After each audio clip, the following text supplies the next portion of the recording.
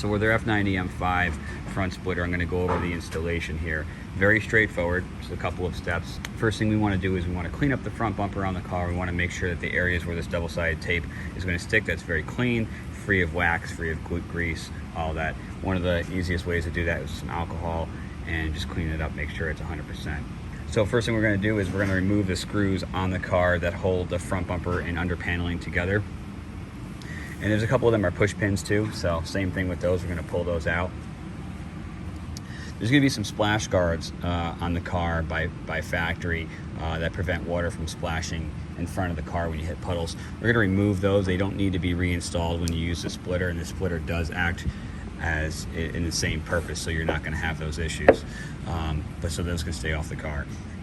What you're going to want to do then is you're going to bolt the splitter up to the car using all the factory holes with the push pins and the 8mm coarse threaded screws.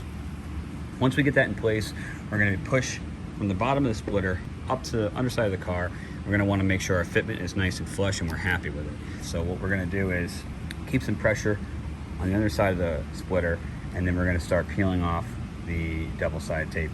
Normally I like to do the middle one first.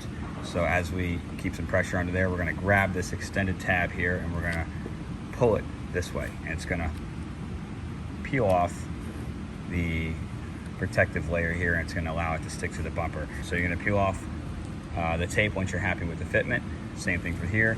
Maybe hold it up there from there 10 or 20 seconds, apply some pressure, and then other than that, you're ready to go. And that's that simple, and the front splitter is installed.